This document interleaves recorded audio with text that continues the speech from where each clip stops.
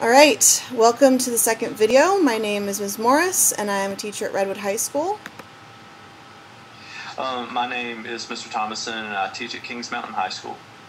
And today we're going to be looking at evaluating reliability in sources. So last time we talked through choosing a research question and then using that research question to go find some sources. So in the meantime, what I've done is collected a group of sources.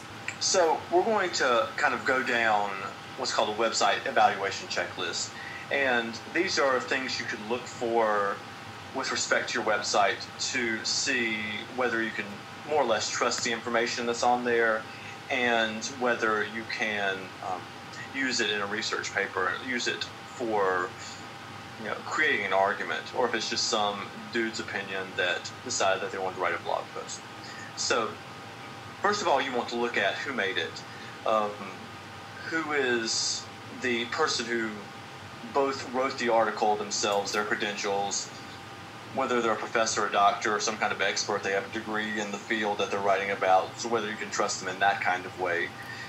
One of the easy ways to tell that, even before you click on the Google link, is to see if the extension for the website is .edu, .gov, .org.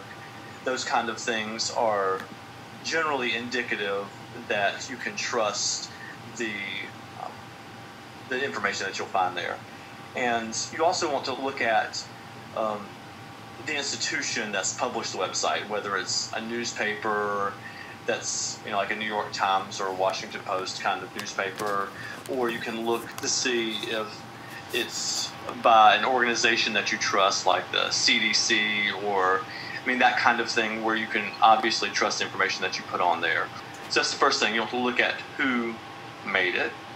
You want to look at also if there are a lot of ads like on both sides. Lots of times that indicates it may not be objective. You want to look at when it's last updated. In academic research, you want to look at how recent it is, because the further back it goes, the less reliable generally it is, because there may have been some research that has happened since then that would supersede or override the article that you're reading now.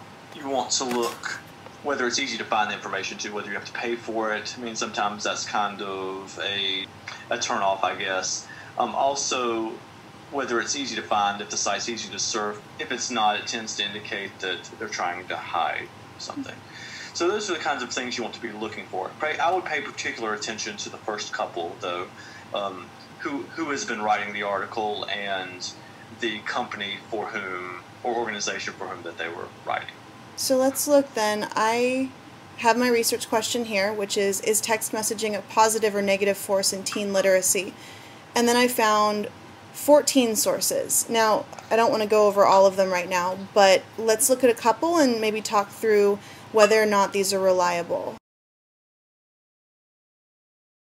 So this is an article that I found from the New York Times called "Texting May Be Taking a Toll." First of all, I see the New York Times made it. Do you think the New York Times is a pretty reliable source? I think probably so. I think it's been around a really long time. So, okay. Yes. So I can see the author's name right here, and it looks like there's a link to more articles by her. That's probably a good sign too, right? Absolutely, yes. And it was published in 2000. You think if the New York Times is publishing more than one article by an author, it's probably a good thing. Yeah, sure. It's absolutely right. And I can see it was published in 2009, so that's not super recent, but it is fairly recent. It looks like there are some ads on the page. Like there's one up here at the top for Barack Obama and then another one for Obama over on the side. But that's pretty much all the ads. That's probably a good thing, right? Probably, especially for a newspaper. They're going to have some ads to keep their site online. So I think I can determine that this site is fairly reliable. Would you agree? Yes, I would. So this is actually a PDF I found from a university. I'm not sure which one now that I've clicked through, but it's in .edu, and I know that that's a fairly reliable file extension. It was updated April 16th, 2009. That's fairly recent. You especially want to look for recent sources when you're talking about things like text messaging, something that's much more recent. And you can also notice they have citations at the end and at the bottoms of the pages too. That's a good sign. So you think this one's pretty reliable? At first glance, it is.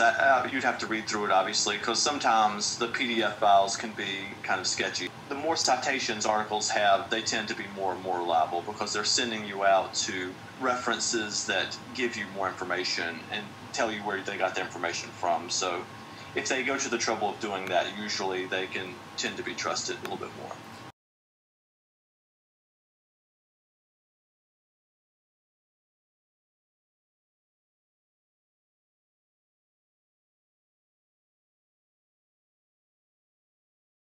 The title of this article is, "Yo, can you please help me write English?" What do you think about that?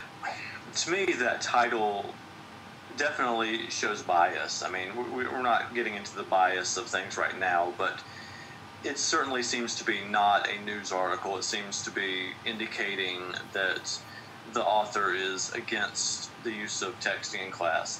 And regardless of his argument, it doesn't seem like an article with a title like that would be very academic in nature. And what I'm also seeing is that it's surrounded by ads. It also says it was posted in March of 2003, so that's pretty old. Right. So lots of things about text messaging obviously have changed between 2003 and 2012. And yeah, there's no other information about the author anywhere. That's probably a source I shouldn't use, right? It's not one that I would spend a whole lot of time with, no. Next one is from a website called parentdish.com. That doesn't sound too promising. No, it doesn't. So it's from 2006, and there is a link to author, although I'm seeing at the bottom it says that she's just a blogger. So it seems like she's a guest blogger on this website. It does not appear that, call me a cynical old biddy to that, but to that I say LOL. It sounds like, I hate to say an older person trying to sound funny, but it's biased if nothing else. And also you can notice that it's written in first person. And then of course the point that she's making, I don't have much occasion, not just that it's first person, but what she's actually saying. I don't have much occasion to spend time with preteens and teenagers. Not only is she writing a first person article, she's writing a first person article about something that she does not appear to have a whole lot of perspective on. Does that make sense? Yeah, so I should not use that one. Yeah, probably not.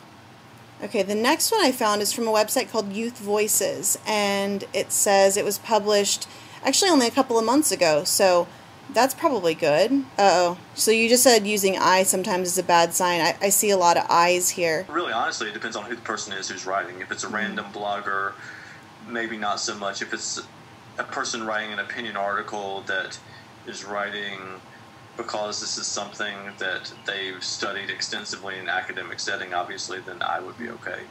So it says, it seems to indicate that they are a user on this website and not kind of a paid staff writer. Then maybe not so much. You want to be really careful about that kind of thing.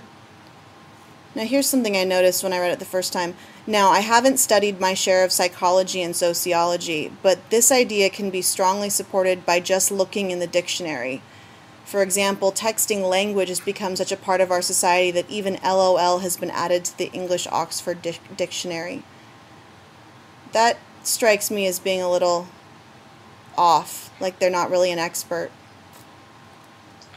And the person's admitting they're not an expert too, which is good on them, but it's not something that you would want to use in an academic research paper for sure. Yeah, and there's lots of things in here I'm seeing that are worrying. They said they didn't have background information on how texting affects social standards, so they're doing a little bit of research. So they're in the same position that I'm in, where they don't know that much. Right. They're looking for information. And it also sounds like, from what some of the stuff you just read, that they're kind of making it up maybe as they go along a little bit.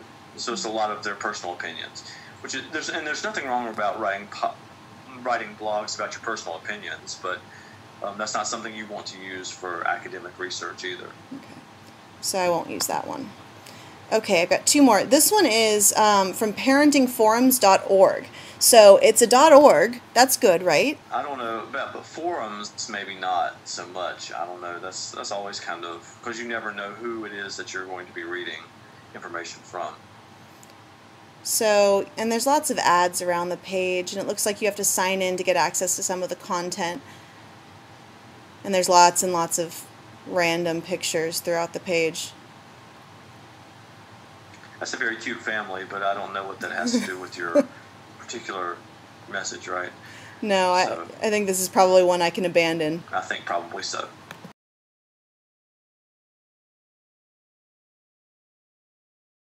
So of those 14 sources that I found, how many were reliable? About 8, 9? Yeah, about half of them. Yeah, sure. Maybe a little bit more than half. So that's actually doing research like this for the first time through. That's a really good percentage. And then of course, you don't forget all of the links that were at the bottom of the pages too. I mean, you could start pulling some of that stuff in too. Okay. So I think you at least have a pretty good start. So the next step, I guess, would be to start putting my sources together in some sort of kind of document or format that would help me make sense of them and know which ones to come back to. Because I know that with 14 links, if I just say, oh, I'll remember which ones are reliable, if I don't write it down, I probably won't remember.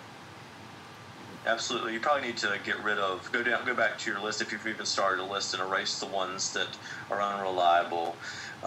And then maybe you want to start even sorting them into which ones are in favor of using text messages for teenagers and for literacy and helping them to write, which ones are opposed to it, and kind of start dividing them down like that, so you can kind of start thinking about your actual argument that you're going to make in this paper too. Okay, so I think we will leave that for the next video, but we will cover all of those things we just talked about in the next video.